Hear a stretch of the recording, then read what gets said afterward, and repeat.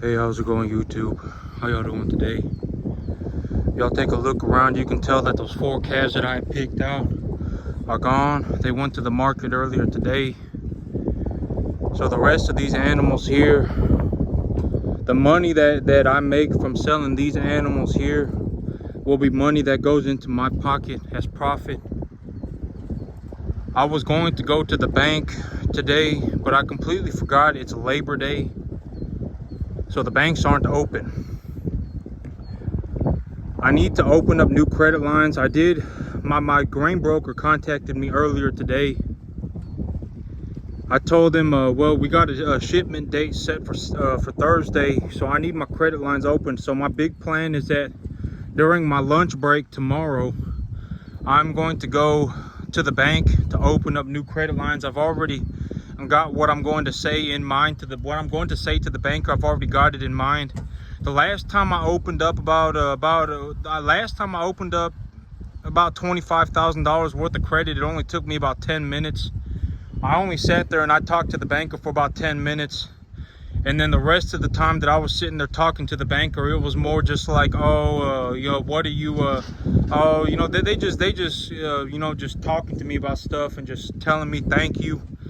And if you need any more money, please just let us know and stuff like that. That's pretty much how it went down. When I went to go and pick up the $25,000, me picking up the $25,000, it didn't even take 10 minutes. But I was sitting there for half an hour because the banker wanted to talk to me. Oh, please meet the regional manager. Thank you for taking this loan. If you need any more money, please come back and talk to us again about anything that you need. Whatever. And that's pretty much how it goes at the bank. And so I was gonna go today when I had my money all situated. I deposited so far. Oh, well, it's Saturday, but over in the last 14 days, I have deposited about $20,000 into my bank account just from making money on the cattle. And that was enough money to clear up all of my debts. Here in the next 2 months, I'll have about $40,000 in my bank account. But me, when I say I make about I'll probably end up making about $140,000 in cash that goes to my bank account a year. So what that looks like, I'm not talking about income, because if I made $140,000 a year, a third to a half of that would be taxed, and so I would really only come home with about $8,000 a month. But I'm talking about me. When I talk about money, I'm talking about I put $12,000 a month into my bank account as money. And so, I mean, when I talk about money like that, the reality of my situation is that by March of next year, I'm going to have over $100,000 cash in my bank account. That's what $140,000 a year of net income looks like. So if I make $140,000 a year of take-home income, it only takes about half a year to make 100 grand. And so by March of next year, I will more than likely have over $100,000 in my bank account. And so that's the reality of making money like this. I mean, that's when I look at money, that's what I have to deal with. I have to say, okay, so if I get $100,000 in my bank account in this year, how do I situate my money so that it becomes the least amount of tax obligation as possible? So next year, what will likely have to happen, if I'm going to push myself to go from $140,000 a year to $500,000 a year, I'll have to go back into the bank and ask them for a loan. And I'll have to ask for a big loan, and I'll have to buy a piece of property with that money. Because the reality of my situation is that if I don't continue to push my business further, I'll get stuck stagnating. And when I stagnate, that's when a lot of the problems happen. Stagnating water rots. And so if I just sit still and I don't progress myself any further, that's when I run into problems. And so one of my big goals is to go from $140,000 to $500,000. So I'm going to look to 500% I'm going to go and 500% ROI my money again, my capital again this year. And so my big plan is that if I'm going to do that, I need a lot more land. And when I was originally looking at land, I was looking at land out in the boonies, land that is about an hour away from me, because if I go an hour away from me, the land value drops drastically. If I want to go and I want to buy a piece of land like right here around me, maybe 10-15 minutes away, I have to pay about $10,000 an acre. But if I go out into the boonies and I buy a 60-acre field, I can buy a 60-acre field for about 350 grand. It's almost half price. But the thing is that I would have to drive an hour away. But at this point in my life, but here's the thing about land, right, is that if the bank gives me money for land, if I go into the bank and I say, hey, look, I brought home $140,000 a year last year, and I don't have any debt right now, will you give me a loan for $500,000? They'll say, absolutely. Please step into my office. Oh, please meet this manager. Please meet that manager. Oh, thank you for your business. I mean, banks are like that. Banks, a lot of people don't understand that banks are not a business that holds on to people's money. Banks make money by lending money and collecting interest. That's the whole business of a bank. So when a man like me walks in and I make a ballistic amount of money, and I'm saying, hey, I would like more money to push my business further, they're going to give me that money. And if they, if they don't, they're going to give me the money. That's just how the banks work. It just is what it is. And so if I go and I take a $500,000 loan from the bank, they're going to say, okay, we'll give you the $500,000. Or they won't give me the $500,000. They'll say, what do you want to buy? And I'll say, I want to buy this $500,000 piece of land. And they'll say, okay, we'll send our appraiser out there. And so what the banks will do, when I go into the bank and I show them the property and I say, this is the property that I have a contract on, I would like you to give me a loan for this bank. What the bank will do is send an appraiser to that property. And so the appraiser for the bank will go out to the property and they'll say, this property is worth this much money. And so the bank will say, this property is worth this much money, and that's how much they will give me in terms of a loan. So that's how the mortgage thing works. That's how I get That's how I get money from a bank to purchase land. Is that the bank has to send somebody out there, look at the piece of property and say, this property is worth this much money. And when they say it's worth this much money, that is, to them, is as good as gold. That is, if I go back to the bank and I say, this other person wants to buy the property, or if I go to a bank across the street and that bank sends someone out to that property, they'll come up with about the same number, maybe plus or minus $2,000 or $3,000 or something like that on a $500,000 property. And so these banks, they're very good at figuring out the price of property, because property loans are one of their biggest sources of income, right? Banks, they give a lot of loans out for people trying to purchase property, and they'll say, oh man, well, if you want this $500,000 property, you got to give me $2,000 a month. And so I give them I sign the contract, I pay them the $2,000 a month. Maybe about half of that goes towards equity on the property. And on farmland, you don't pay property tax.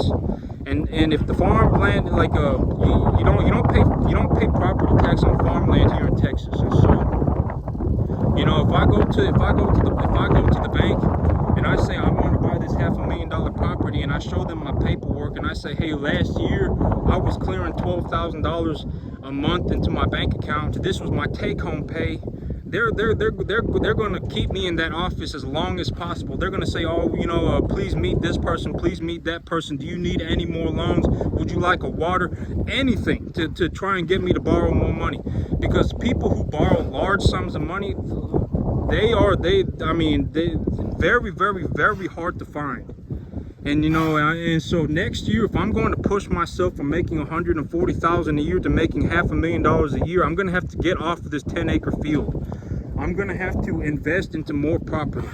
And so my big thing is that my big plan right now is that I don't really care about the $500 a month that I could save by having to drive an hour away. If I bought a piece of property here within about 10-15 minutes of me, it would cost me $500 more a month. I may pay $2,000 a month for a 60-acre field, but I don't really care. I'm more interested in saving the 1 hour.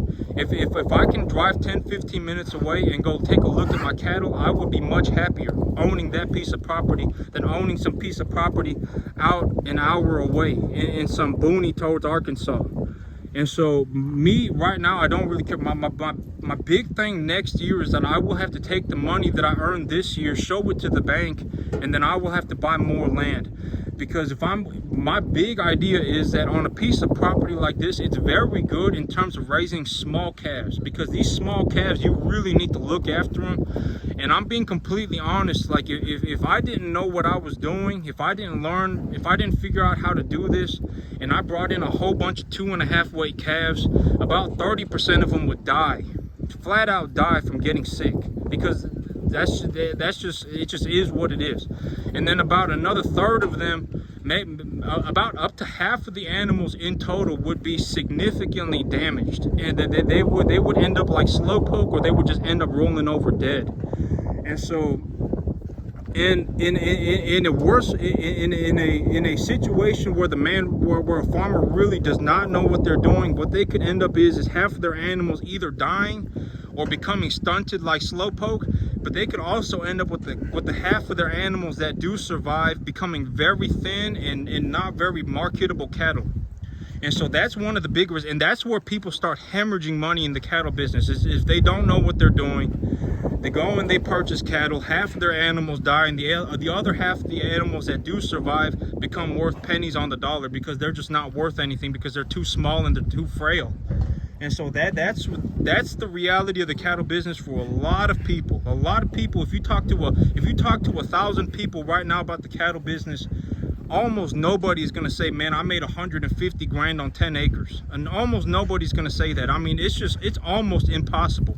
I mean, and when I'm talking about 150 grand, if I was going to go out and try and make 150 grand right now, like working a job and not running cattle, if I was going to try and make 150 grand, I would have to make double that, because half of that would get taxed. And so that's the reality of the situation.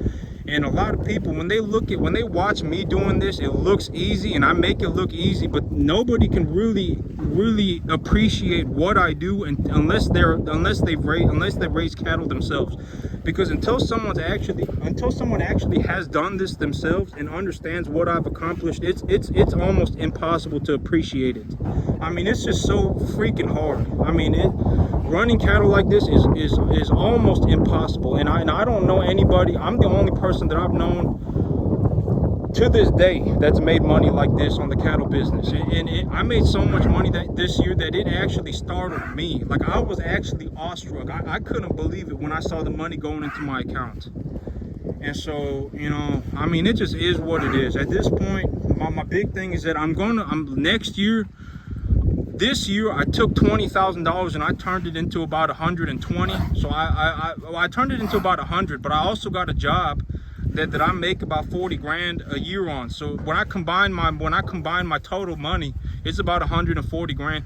And these animals, as long as I leverage for the cattle and I leverage for my grain, I can keep the money that I earn. I don't have to worry about paying income tax. And because I'm a farmer, I don't have to worry about paying property tax. And so, you know, I mean, it just is what it is. But tomorrow I'll be going and opening up new credit lines, and then on Thursday I'll be getting that load of commodity grain, and then I'll utilize the credit line to pay for the grain. And then by about March of next year, my account will be, I'll have about $40,000 in my bank account in cash in the next 2 months. But by about March of next year, making $140,000 a year of take-home pay.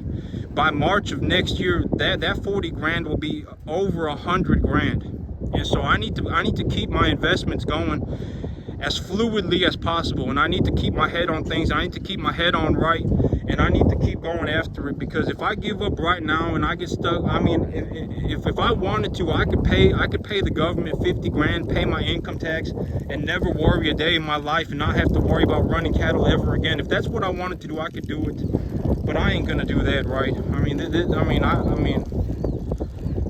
why would I do that, right? This is, you know, I had to work almost 15 years to get to this point in my life, and over the last year of my life is when all the money has been made. And the next year of my life, it's gonna make what I earned this year look like chump change. But that's it from me today, YouTube. Y'all have a good one.